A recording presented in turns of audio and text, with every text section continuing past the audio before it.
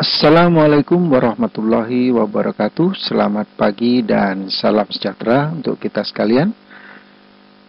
Anak-anak sekalian yang berbahagia, apa kabar kalian di rumah? Tentunya sehat-sehat saja. Semoga Allah selalu melindungi kita dalam keadaan sehat walafiat dan dapat beraktivitas sebagaimana mestinya. Anak-anakku sekalian yang berbahagia, pada kesempatan kali ini, Bapak akan melanjutkan materi pembahasan tentang klasifikasi makhluk hidup, khusus tentang sistem klasifikasi 5 kingdom. Materi ini merupakan materi lanjutan yang telah dibahas pada minggu-minggu sebelumnya. Untuk itu, anak-anakku sekalian yang berbahagia, sebelum kita memulai belajar, marilah kita berdoa sesuai dengan agama dan keyakinan masing-masing. Baik anak-anakku sekalian yang berbahagia, sebelum memulai materi pelajaran kita kali ini, kalian perhatikan peta konsep mengenai klasifikasi makhluk hidup yang akan dipelajari. Yaitu yang pertama adalah sistem klasifikasi 5 kingdom yang terdiri dari Monera, Protista, Fungi, Planta, dan Animalia.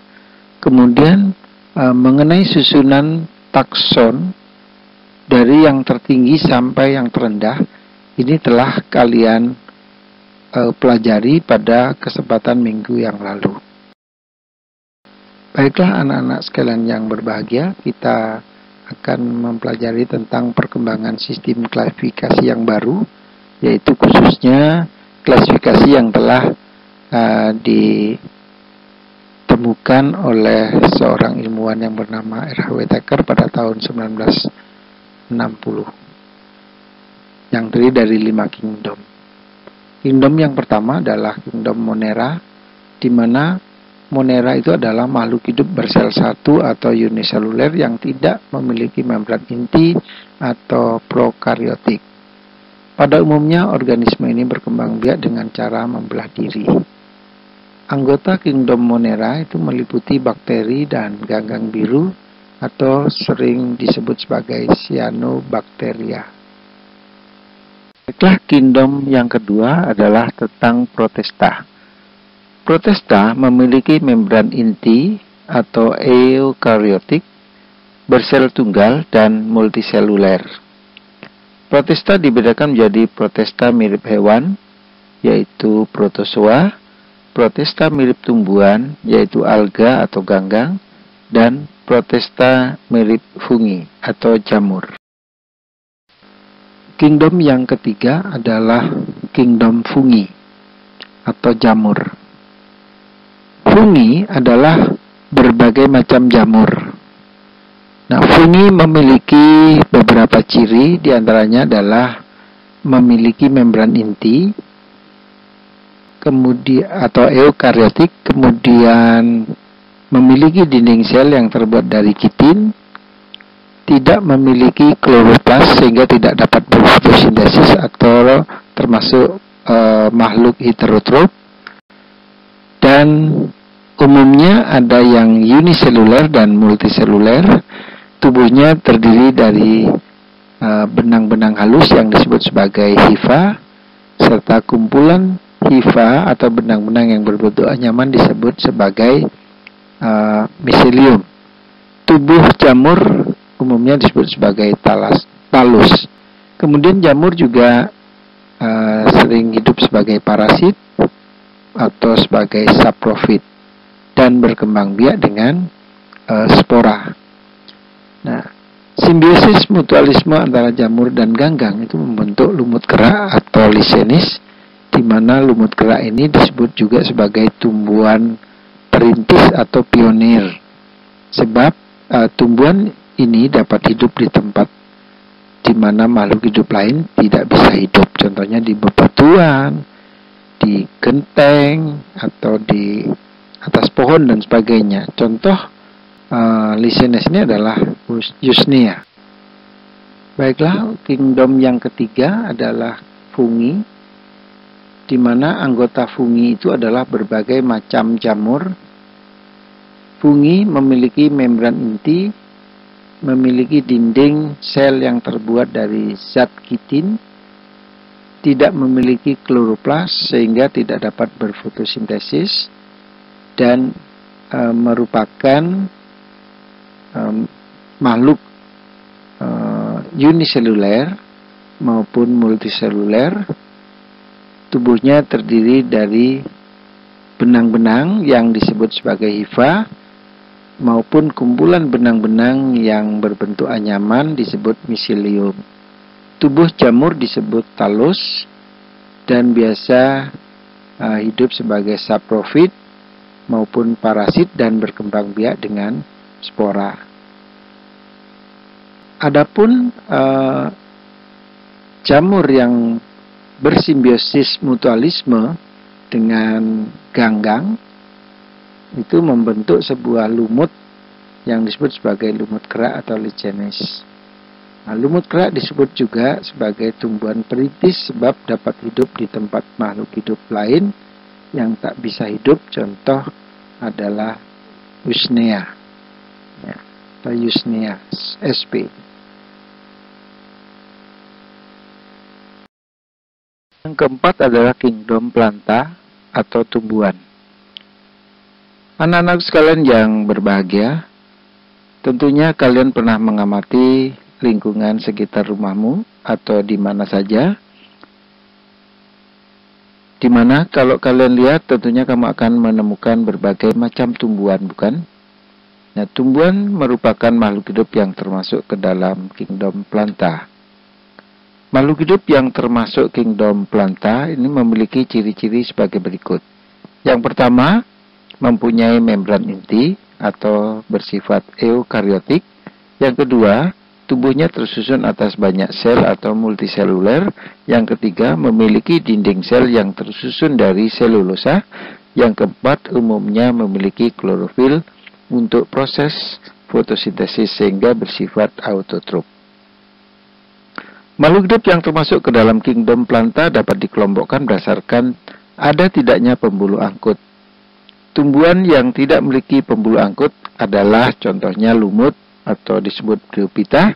Sementara itu tumbuhan yang memiliki pembuluh angkut terdiri atas tumbuhan paku, Pteridophyta, dan tumbuhan berbiji atau spermatophyta. Tumbuhan lumut atau bryophyta, tentunya kalian sering melihat tumbuhan ini tumbuh di tempat-tempat yang lembab, misalnya di tebing jurang, di tepi sumur, di tembok, atau di mana saja yang memungkinkan tumbuhan ini bisa hidup asalkan lingkungannya adalah lembab. Adapun ciri-ciri tumbuhan lumut adalah sebagai berikut, yaitu belum memiliki akar, batang, dan daun sejati. Terdapat rizoid serupa akar yang mempunyai fungsi untuk menempel di tempat yang lembab. Yang kedua, tidak memiliki pembuluh angkut. Yang ketiga, berkembang biak dengan spora. Yang keempat, mengalami pergiliran keturunan. Tumbuhan lumut yang paling terkenal adalah lumut daun dan lumut hati, yaitu Marchantia serta Anthocyrus. Berikutnya adalah tumbuhan paku atau Pteridophyta, di mana tumbuhan paku atau Pteridophyta ini sering kita jumpai di sekitar lingkungan kita, dan terutama ibu-ibu sudah dapat memanfaatkan tumbuhan ini dalam bentuk sayuran, dalam bentuk tanaman hias. Dalam bentuk sayuran itu biasanya daun paku yang masih muda sering disebut sebagai pucuk paku. Kemudian tanaman hias sering kita temui adanya suplir atau saplir, anyelir, paku sarang burung, paku tanduk rusa, pakis haji atau sikas rumpi, kemudian paku ekor kuda atau ekosistem dan sebagainya. Masih banyak lagi karena tumbuhan paku ini adalah merupakan tumbuhan yang familiar dengan kita. Adapun ciri-ciri tumbuhan paku adalah sebagai berikut. Tumbuhan paku merupakan tumbuhan yang sudah memiliki akar, batang, dan daun sejati.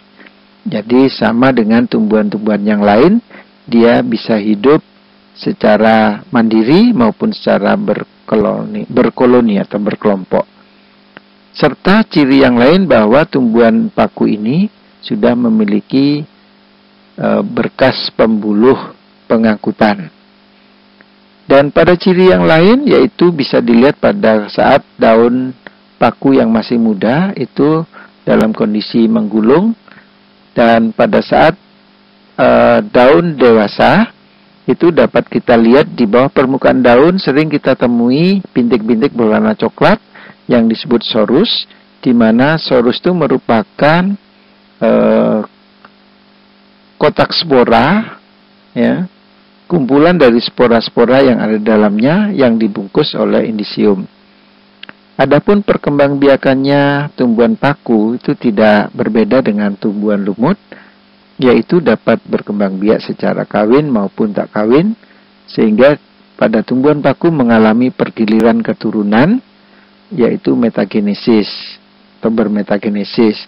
Hanya saja perbedaannya pada tumbuhan lumut dan tumbuhan paku, sedikit perbedaan, yaitu pada saat siklus sigot, ya, setelah sigot terbentuk. Kalau pada tumbuhan paku itu membentuk sporogonium, tetapi pada tumbuhan paku setelah terbentuk sigot akan diikuti selanjutnya dengan pertumbuhan paku muda. Planta yang ketiga adalah tumbuhan berbiji atau spermatophyta, di mana tumbuhan berbiji ini telah memiliki akar, batang, dan daun sejati, serta memiliki berkas pembuluh yang jelas. Kemudian menghasilkan biji yang digunakan sebagai alat perkembangbiakannya. Berdasarkan letak bakal bijinya, maka tumbuhan ini dibedakan menjadi dua macam, yaitu tumbuhan berbiji tertutup dan tumbuhan berbiji terbuka. Tumbuhan berbiji terbuka nama latinnya adalah gymnosperma, di mana bijinya tidak terlindungi oleh daun buah tetapi menempel pada daun buah, dan batangnya biasanya berupa pohon dan prakaranya adalah tunggang. Daunnya berbentuk seperti jarum, kecil dan tebal, atau bahkan ada yang lebar dan tipis. Adapun alat kelamin jantan dan kelamin betinanya disebut strobilus yang mengandung sporangium. Sedangkan tumbuhan berbiji tertutup atau sering disebut sebagai angiosperma, alat perkembangbiakan yang utama adalah bunga. Pada tanaman biji tertutup ini telah memiliki akar, batang, dan daun yang sudah dapat dibedakan dengan jelas mana akar, mana batang, dan mana daunnya. Kemudian susunan tulang daun dapat dibedakan menjadi daun menyirip, menjari, atau sejajar. Bakal biji terlindung di dalam daun buah, serta mengalami proses pembuahan ganda pada saat pembentukan bakal bijinya.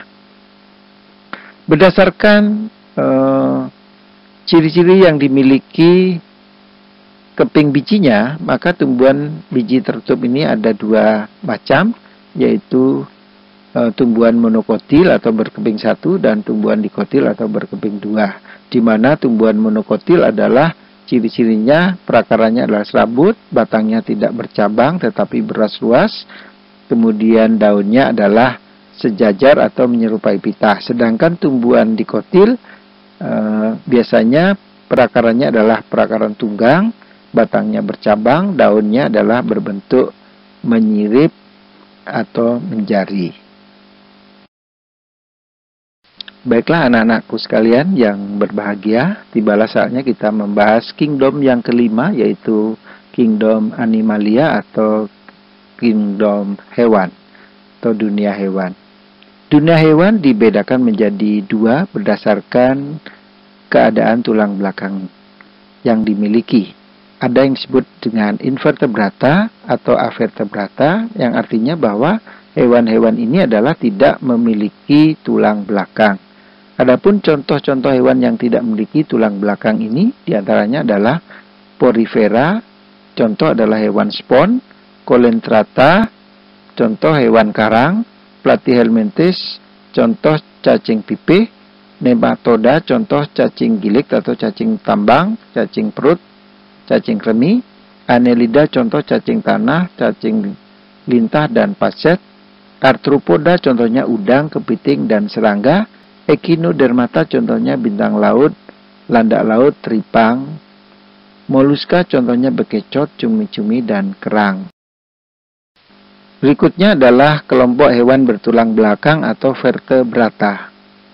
Kelompok vertebrata atau hewan bertulang belakang ini terbagi menjadi 5 kelas, yaitu kelas yang pertama adalah Pisces, itu semua jenis ikan yang ada di sekitar kita, contohnya adalah ikan mas, ikan nila, ikan gurami, ikan koi, ikan lele, ikan kakap, dan sebagainya. Semua jenis ikan itu termasuk Pisces. Kemudian kelas amfibia adalah contohnya katak. Kelas reptilia contohnya buaya, ular, penyu, atau kura-kura. Kelas aves contohnya burung pipit, merpati, elang, ayam, angsa, bebek, elang, merak, dan sebagainya. Sedangkan kelas mamalia contohnya adalah manusia, gajah, singa, orangutan, kelelawar, dan lumba-lumba. Berikutnya adalah identifikasi makhluk hidup. Untuk memudahkan dalam mengetahui atau mengidentifikasi makhluk hidup, para ahli menyusun suatu kunci yang disebut sebagai kunci determinasi. Kunci determinasi merupakan serangkaian petunjuk atau keterangan tentang ciri-ciri makhluk hidup yang disusun untuk menentukan spesies, genus, familia, ordo, kelas, filum, atau divisio dari suatu makhluk hidup. Kunci determinasi yang sederhana dan sering dipakai adalah sistem dikotomi. Umumnya, kunci determinasi tersusun atas beberapa nomor. Di setiap nomornya terdapat 2 pernyataan yang berlawanan. Berikut contoh kunci determinasi. Misalnya, pada hewan bertulang belakang, kemudian lawannya tidak bertulang belakang. Berkulit basah, lawannya berkulit tidak basah.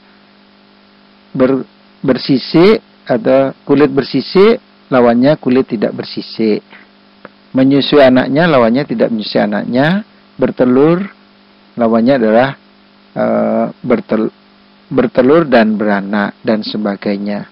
Ya, itu kunci determinasi yang dapat dijadikan sebagai pedoman untuk mengidentifikasi suatu makhluk hidup yang belum diketahui genusnya, spesiesnya, famili, ordo, kelasnya, filum atau divisinya. Itu dapat kita gunakan kunci determinasi tersebut.